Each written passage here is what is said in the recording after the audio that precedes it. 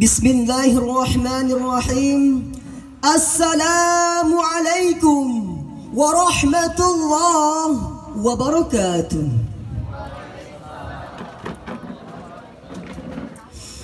Alhamdulillahilladzi lahu ma fis samawati wa ma fil ardh wa lahul hamdu fil akhirah. Ashhadu an la ilaha illallah wa ashhadu anna Muhammadar Rasulullah. Allahumma salli ala sayyidina Muhammad wa ala ali sayyidina Muhammad. Rabbi shrah li sadri wa yassir li amri wahlul 'uqdatam min lisani yafqahu qawli. Rabbi zidni ilma warzuqni fahma. Dewan Hakim yang arif dan bijaksana, hadirin sebangsa dan setanah air yang berbahagia. Profesor Dr. Karel Stenbring, seorang sejarawan ternama berkebangsaan Belanda, dalam bukunya Beberapa Aspek Tentang Islam abad ke-19, beliau mengungkapkan, Indonesia meskipun terdiri dari berbagai suku, bahasa, adat istiadat maupun agama, namun bangsa Indonesia hidup dalam keramah tamahan yang dibingkai dalam suatu wadah Bhinneka Tunggal Ika. Berbeda-beda namun tetap satu tujuan, yakni untuk persatuan dan kesatuan. Namun saudaraku, kekaguman Stenbring ini seolah pudar tinggal kenangan. Lihatlah, tawuran demi tawuran selalu menghiasi media pemberitaan, bahkan menjadi headline di berbagai media massa. 3 November 2019, tawuran antara SMK Pertanian Cibadak dengan SMK Teknika Cisaat yang kemudian mengakibatkan tewasnya salah seorang putra bangsa yang bernama El Franza, berumur 16 tahun, siswa SMK Pertanian Cibadak. Sebuah liputan dari berita harian online detiknews.com 4 November 2019. Saudaraku, ternyata permusuhan, perselisihan, dan pertentanganlah yang telah menghancurkan nilai-nilai persatuan dan kesatuan bangsa yang selama ini telah susah payah kita bina. Saudaraku, apakah kita rela melihat bangsa yang besar yang dibangun dengan derayan air mata, cucuran keringat, bahkan tumpah darah para syuhada, kita biarkan porak-poranda hanya dengan segenggam kepentingan? Tentu tidak, hadirin. Namun realitasnya mengatakan, tatkala terjadi perbedaan pendapat, kemudian pisah partai berlainan organisasi, akhirnya berakhir dengan saling colek, saling colok, saling tokok, saling tonjok, bahkan saling bacok. Na'udzubillahi min dzalik. Oleh karena itu, tanpa mengurangi rasa hormat kami, izinkanlah kami menyampaikan sebuah syarahan melalui syair berikut. Tanamkan hidup, baca Al-Quran, hatikan damai, jiwa pun tentram. Izinkan kami menyampaikan syarahan. Semoga hadirin semua jadi terkenang dengan judul Mereka Ulang Persatuan dan Kesatuan Bangsa. Dengan landasan Al-Quranul Karim, Surah Ali Imran ayat 103 yang berbunyi, A'udzu billahi minasy syaithanir rajim.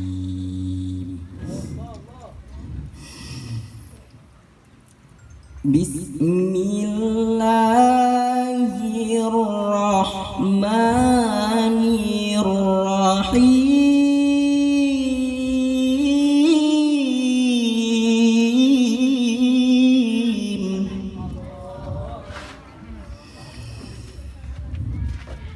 Wa'tasimu bihablillahi jami'an wa la tafarraqu.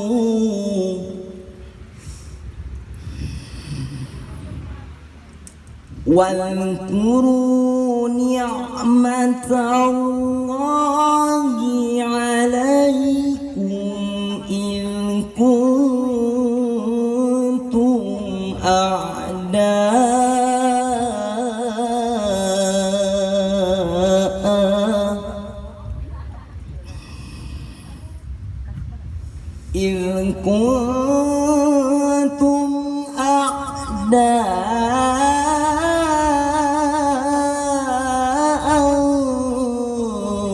fa'alafa baina qulubikum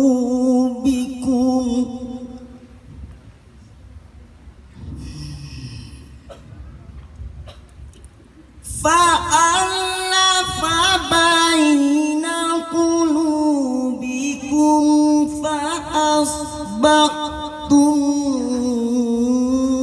bi ni'matihi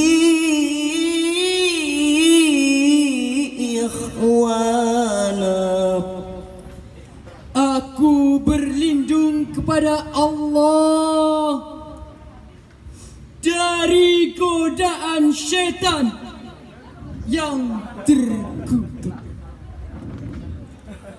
Dengan menyebut nama Allah yang Maha Pengasih lagi Maha Penyayang. Dan berpegang teguhlah kamu semuanya kepada tali agama Allah, dan janganlah kamu bercerai-berai. Dan ingatlah nikmat Allah kepadamu ketika dahulu masa jahiliyah kamu saling bermusuhan.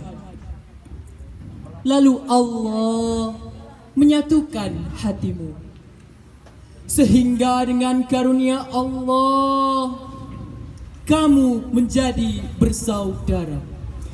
Dewan Hakim yang arif dan bijaksana, hadirin sebangsa dan setanah air yang berbahagia. Pada ayat tersebut terdapat kalimat wa'tasimu yang berarti dan berpegang teguhlah, dan kalimat wala tafarraqu yang berarti dan janganlah kamu bercerai-berai. Kedua lafaz tersebut mengandung sigat amr bermakna perintah. Sedangkan hadirin, dalam kaidah usul fikih karangan Ahmad Hanafi MA pada halaman 31 dijelaskan, al-aslu fil amri lil wujub. Pada dasarnya setiap perintah itu menunjukkan suatu tanda kewajiban. Oleh karenanya wajib hukumnya bagi kita untuk berpegang teguh pada tali agama Allah, saling bersatu padu dan tidak bercerai-berai. Sementara hadirin, wala tafarraqu menurut tafsir Ibnu Katsir yang disusun oleh Dr. Abdullah bin Muhammad bin Abdurrahman pada halaman 104 dijelaskan bahwa Allah memerintahkan kita untuk bersatu padu dalam jamaah dan melarang kita untuk berpecah belah. Pantas hadirin, jikalau Insinyur Soekarno, mantan presiden pertama Republik Indonesia, beliau pernah berkata, persatuan dan kesatuan merupakan tiang penyangga daya suatu negara. Kemajuan atau kemunduran suatu bangsa ditentukan oleh persatuan dan kesatuan bangsa itu sendiri. Bangsa yang makmur dan maju adalah bangsa yang bersatu, sedangkan bangsa yang hancur adalah bangsa yang bersatu. Demikianlah, jikalau kita menginginkan bangsa kita ini menjadi bangsa yang kuat, menjadi bangsa yang maju, menjadi bangsa yang mampu mensejahterakan rakyatnya, maka ukhuwah, persatuan dan kesatuan harus benar-benar dimiliki oleh setiap lapisan masyarakat. Hadirin yang berbahagia, Meskipun pertiwi ini terdiri dari berbagai suku, bahasa, adat istiadat maupun agama, namun dikarenakan kita berada dalam satu falsafah Bhinneka Tunggal Ika, kita tidak boleh saling menghina, Tak boleh saling mencaci, Tak boleh saling melecehkan, apalagi berpecah belah hingga bertumpah darah. Seiring ungkapan Asyauqi Bik dalam syairnya mengungkapkan tanggal rumah kardan sendi, runtuh sendi, rumah binasa, seni bangsa yang pundi, runtuh pundi, runtuhlah bangsa. Dalam mewujudkan ketentraman dan kedamaian, kita tidak hanya dituntut untuk menjalin ukhuwah Islamiyah, akan tetapi harus sejalan dengan ukhuwah wataniyah. Pertanyaannya, bagaimanakah formulasi ukhuwah wataniyah dalam kehidupan umat? Mari kita simak dan dengarkan firman Allah Subhanahu wa taala dalam Al-Qur'anul Karim surah Al-Hujurat ayat 13 yang berbunyi, Ya ayyuhan nasu inna khalaqnakum min dzakarin wa untha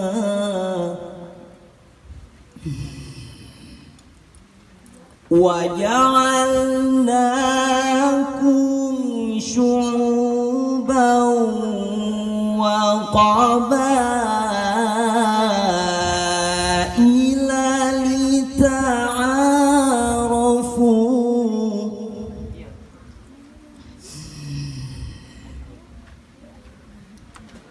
إِنَّ أَكْرَمَكُمْ عند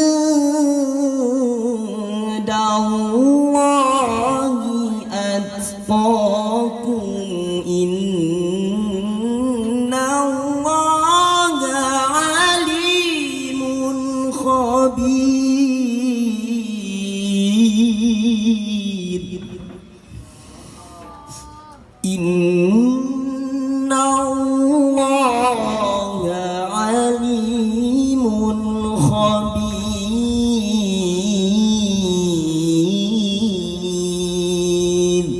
صدق الله العظيم.